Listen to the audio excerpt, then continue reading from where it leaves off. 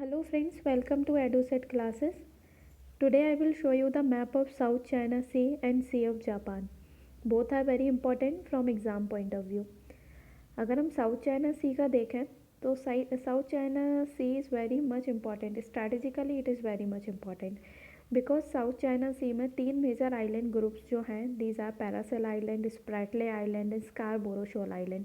इन islands के ऊपर continuously dispute चलता रहता है, like Philippines, Indonesia, Malaysia, Vietnam. ये कंट्रीज़ यहाँ पे क्लेम करती है कि ये जो एरिया है, कुछ एरिया उनके एक्सक्लूसिव इकोनॉमिक जोन में आता है, इसलिए वो उनका पार्ट है. बट अगर हम चाइना देखें तो चाइना ने यहाँ पे एक 9 डैश लाइन ड्रॉ करके रखी है, और चाइना का बोलना है कि जो 9 डैश लाइन के अंदर जितना भी एरिया है, the area which falls under the 9 dash line belong to China, तो वो चाइना का पार्ट है. तो इसके ऊपर कंटिन्यूसली क्लेम चलता रहता है. तो हम लोकेशन, इन सारी लोकेशंस को देखेंगे. उसके अलावा why South China Sea is important. Okay, so ये भी इसमें देखेंगे. और सी ऑफ जापान में अभी रिसेंटली एक डिस्प्यूट सेंकाकू आइलैंड के ऊपर चल रहा था, जिसमें सेंकाकू आइलैंड जापान का पार्ट है, बट रिसेंटली चाइना ने वहाँ पे अपने फिशिंग वेसल्स वगैरह भेज दिए थे, पेट्रोलिंग करना स्टार्ट कर दिया था, तो जिसकी वजह से यहाँ पे डिस्प्यूट चाइना और जापान के बीच में स्टार्ट हो गए थे. तो that we will also see in this video. So अगर हम साउथ चाइना सी का लोकेशन देखें तो location wise it is in the south of China, or in the east and the south of Vietnam and the north of Borneo Island.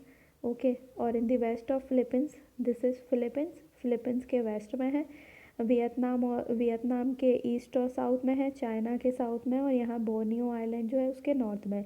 अगर हम इसका कंट्रीज़ देखें, जो बॉर्डरिंग स्टेट्स जो हैं, तो दीज आर यहाँ पे, this is Vietnam, then China, then ऊपर Taiwan, then Philippines, then Brunei, then Malaysia, Indonesia, यहाँ पे नीचे इंडोनेशिया.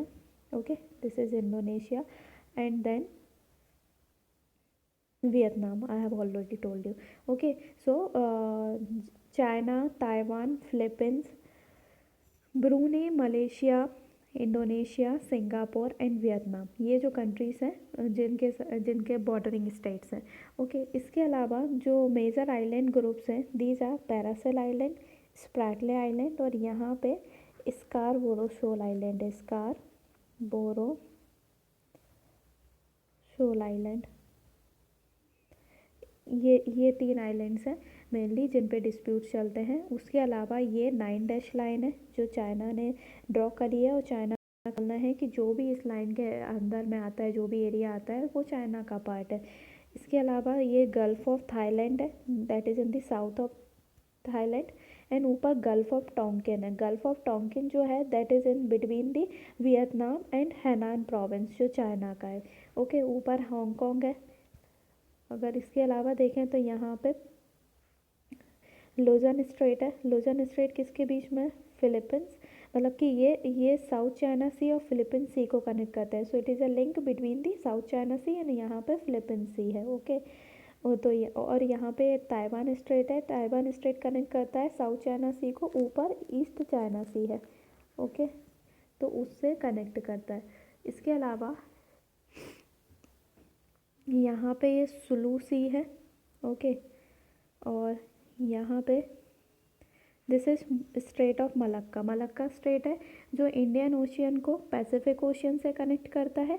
उसके अलावा ये जो इक्वेटर है वो इंडोनेशिया से होके पास होता है. इक्वेटर लाइन जो है that passes through the Indonesia. Okay, Indonesia से पास होता है. इसके अलावा यहाँ पे फर्दर अगर थोड़ा साउथ में देखें तो ये सुंडा स्ट्रेट है.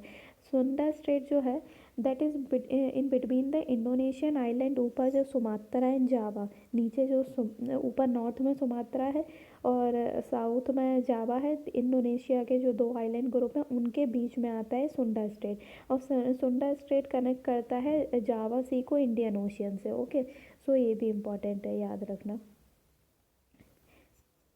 इसके अलावा यहाँ पे नटूना आइलैंड भी है. ओके, नेक्स्ट हांगकांग बता दिया. Now why the South China Sea is important. तो साउथ चाइना सी, एक तो यहाँ पे गैस एंड ऑयल रिजर्व्स बहुत सारे पाए जाते हैं। सेकेंडली यहाँ पे क्या है, स्ट्रैटेजिकली लोकेशन बहुत इंपॉर्टेंट है, बिकॉज ये कनेक्ट करता है link between the Indian Ocean and Pacific Ocean through Malacca Strait, as I have told you. और according to UNCTAD, that is the United Nation Conference on Trade and Development, 1/3 of the global shipping passage यहाँ से पास होता है, and that carries trillions of trade which makes it significant geopolitical water body. तो यहाँ से 1/3 of global shipping पास होती है, तो बहुत सारा मतलब कि ट्रेड रूट की तरह इसको यूज़ किया जाता है। इसके अलावा जो फिलीपींस की एक environment and natural resource department है, उनने भी बोला है कि 1/3 of the entire world marine biodiversity यहाँ पे है, और यहाँ पे it contain the lucrative fisheries के लिए provide food security to the South Asian nation. तो स्ट्रैटेजिकली इसका लोकेशन बहुत इंपॉर्टेंट है, और यहाँ पे गैस एंड ऑयल रिजर्व्स भी पाए जाते हैं। अब यहाँ पे आइलैंड्स के ऊपर कंटिन्यूसली क्लेम चाइना करता रहता है। Taiwan, Philippines, Vietnam, Malaysia, Bruny, ये सब क्लेम करते रहते हैं।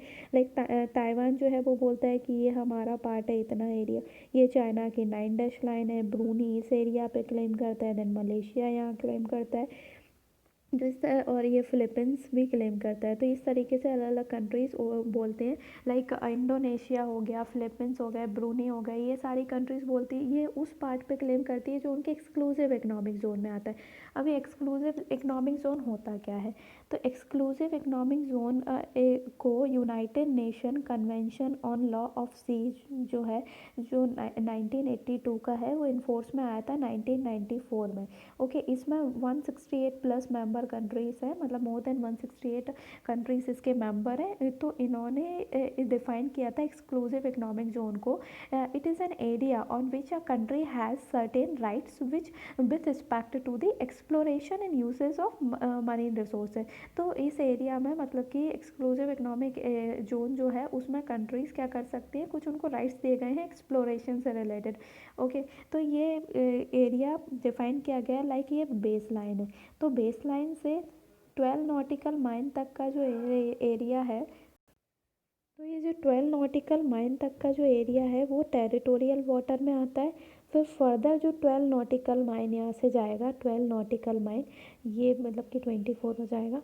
तो ये हमारा कॉन्टागुअस जोन होता है, और यहाँ से लेके 12 nautical mile to 200 nautical mile तक का जो एरिया होता है, that is under the exclusive economic zone. Okay, so और बियॉन्ड 200 नॉटिकल माइल्स जो आता है, that is the high sea. Okay, so 12 nautical mile तक टेरिटोरियल बॉर्डर रहेगा, उसके बाद फर्दर 12 नॉटिकल माइल तक हमारा कॉन्टागुअस जोन रहेगा, एंड देन और जो फर्दर 200 नॉटिकल माइल तक रहेगा, वो हमारा एक्सक्लूसिव इकोनॉमिक जोन रहेगा। बियॉन्ड 200 नॉटिकल माइल हाई सी में आ जाएगा। तो एक्सक्लूसिव इकोनॉमिक जोन में जो कंट्रीज़ रहती हैं, उनको एक्सप्लोरेशन का राइट्स रहते हैं कि वो है ना एक्सप्लोरेशन कर सकती है, मरीन रिसोर्सेज का यूज़ कर सकती हैं, ये सब राइट्स रहते हैं एक्सक्लूसिव इकोनॉमिक जोन के अंदर। ओके, नेक्स्ट अगर हम सी ऑफ जापान देखें, तो सी ऑफ जापान को ईस्ट सी भी बोलते हैं, और इसकी बॉर्डरिंग कंट्रीज़ देखें तो Russia, North Korea, South Korea and Japan, these are the bordering countries हो गई। और North Korea and South Korea के बीच में 2.5 माइल्स वाइड एक डीमिलिटराइज जोन है। ये जो डीमिलिटराइज्ड जोन है, इस ये 38, ये जो लाइन है उसको 38 पैरेलल लाइन है। ओके,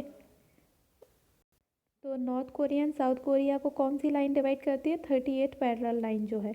ओके, इसके अलावा जो जापान है, जापान को भी जो मेजर 4 पार्ट्स में जापान डिवाइड है बेसिकली देखा जाए, जैसे कि होकाइडो है सबसे पहले, देन होन्शू है, देन शिकोकू है, एंड देन क्यूशू है। These are the, so remember this sequence. North में सबसे पहले Hokkaido, then Honshu, then Shikoku and then Kyushu, because they can directly ask in the exam to arrange this sequence. So आपको ये sequence याद होना चाहिए। Then ये Yokohama है। फिर अगर उसकी कंट्रीज देखे जाए, टोक्यो, जो नगोया से नगोया प्रोटोकॉल भी हुआ था, ओसाका हो गया। ओके, एंड इसके अलावा ये जो एक और सीक्वेंस है, ऊपर सी ऑफ जापान है, ये जो ये है ना, ये येलो सी है, येलो सी। ओके, तो सबसे पहले सी ऑफ जापान है, फिर येलो सी है, फिर ईस्ट चाइना सी है, फिर साउथ चाइना सी है। So remember this sequence as well, कि सबसे पहले सी ऑफ जापान हो गया, उसके बाद येलो सी हो गया, ओके, उसके बाद ईस्ट चाइना सी हो गया, देन साउथ चाइना सी हो गया।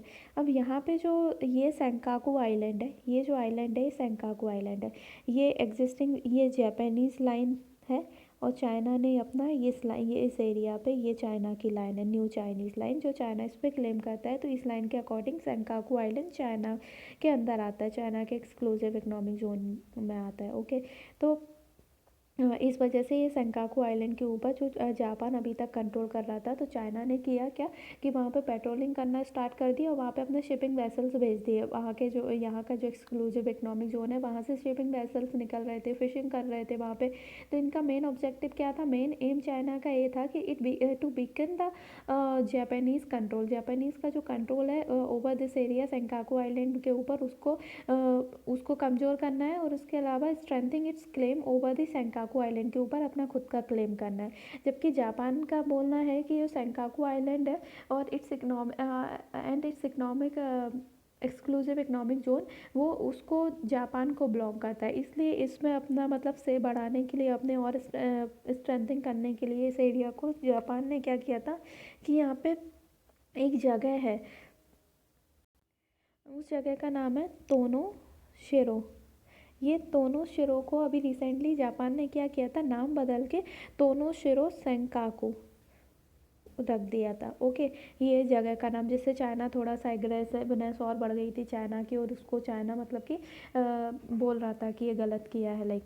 ओके, एंड इसके अलावा चाइना क्या क्लेम करता है, चाइना बोलता है कि ये कोई सेंकाकू एंकाकू आइलैंड नहीं है, ये दियायू आइलैंड है, दियायू आइलैंड है ये। ओके, और दियायू आइलैंड जो है वो चाइना का है। ओके, सो जिससे जो एक्सक्लूसिव इकोनॉमिक जोन पर, जिससे मतलब ये दियायू आइलैंड का एक्सक्लूसिव इकोनॉमिक जोन है, उस पर चाइना का कब्जा है, और चाइना बोलता है कि exclusive economic zone on Diaoyu island belong to China. Okay, इसके अलावा ये सिर्फ जापान और चाइना का ही डिस्प्यूट नहीं है। बेसिकली अगर देखा जाए तो यहाँ ताइवान भी क्लेम करता है। ताइवान क्या क्लेम करता है, ताइवान बोलता है कि ये ना सेंकाकू आइलैंड है और ना ही दियायू आइलैंड है, बल्कि ये तो तियायुताई आइलैंड है, तिया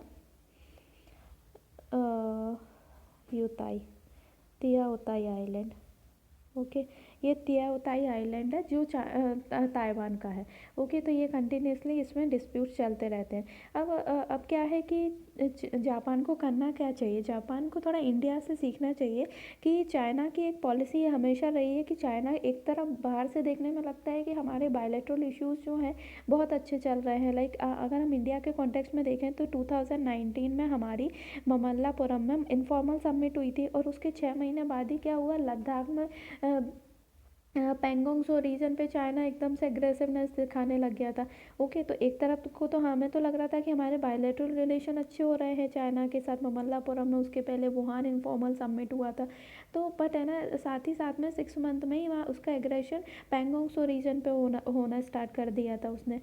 तो इसलिए जापान को भी समझना चाहिए कि जापान का एक तरफ से जापान जो क्लेम करता है कि सेंकाकू आइलैंड हमारा है, उसमें यूएस जापान का सपोर्ट करता है, बिकॉज यूएस और जापान के बीच में डिफेंस ट्रीटी भी साइन की गई है। तो अगर जापान को क्या करना चाहिए कि थोड़ा सा प्रोएक्टिवली स्टेप लेना चाहिए, रिएक्टिव नहीं होना चाहिए कि है ना पहले देखें कि चाइना क्या कर रहा है उसके बाद हम स्टेप लें। जापान को प्रोएक्टिव स्टेप लेना चाहिए, और एग्रेशन अपना मतलब चाइना को अपना प्रेजेंस उस एरिया पे सेंकाकू आइलैंड पे बढ़ाना चाहिए। बिकॉज चाइना की हमेशा से पॉलिसी रही है कि एक तो वो है ना हिस्टोरिकली क्लेम करने लगता है कोई भी चीज़ है वो हमारी है, पहले है ना ऑक्यूपाई करेगा उस दूसरी कंट्री की कोई जगह को, टेरिटरी को, और उसके बाद है ना उसको कैप्चर करके बोलेगा कि this is a part of China, और एंशिएंट हिस्ट्री से हिस्टोरिकल हमारा रिलेशन है इस एरिया से हमारा। तो इस तरीके से चाइना का चलता है। इसके अलावा चाइना की एक और स्ट्रैटेजी चलती है debt trap diplomacy. Debt trap diplomacy में क्या करता है चाइना, डिप्लोमेसी, इसमें क्या करता है चाइना कि पहले तो जो छोटी छोटी कंट्रीज़ हैं, मतलब जैसे इंडिया के कॉन्टेक्स्ट में देखें तो श्रीलंका हो गया, भूटान, नेपाल, ऐसे जो बॉर्डरिंग कंट्रीज़ हैं, उन पे क्या करेगा, पहले उनमें बहुत सारा इंफ्रास्ट्रक्चरल डेवलपमेंट करेगा। लाइक अगर श्रीलंका में देखो तो हम्बनटोटा पोर्ट है, उस पर उसने क्या किया, चाइना ने बहुत सारा इन्वेस्टमेंट किया। और जब है ना जापान सॉरी जब श्रीलंका उसका जो इन्वेस्टमेंट किया है उसके पैसे को वापस नहीं लौटा पाया, तो उसने उसको 99 ईयर्स के लिए लीज पे ले लिया। मतलब पहले वहाँ इन्वेस्टमेंट करेगा, इतना ज़्यादा डेब्ट में, इतना ज़्यादा उधारी में डाल देता है, और उसके ऊपर जब वो कंट्री, जो छोटा सा देश है, वो उसको चाइना को वापस नहीं कर पाता है जितना उसने लोन लिया है, तो उसको फिर चाइना लीज पे ले लेता है। लाइक अब रिसेंटली वो चाइना एक हम्बनटोटा पे तो किया ही है, और हम्बनटोटा के पास में ही एक टायर फैक्ट्री भी कुछ डाल रहा है। ओके, सो इस तरीके से चाइना का, ऐसे नेपाल में बहुत सारा इन्वेस्टमेंट किया है चाइना ने। तो ये चाइना की डेब्ट ट्रैप डिप्लोमेसी है। So that is it for the day, friends. I hope you like the video, and if you have any doubts you can comment in the comment box below. And bye bye, have a nice day.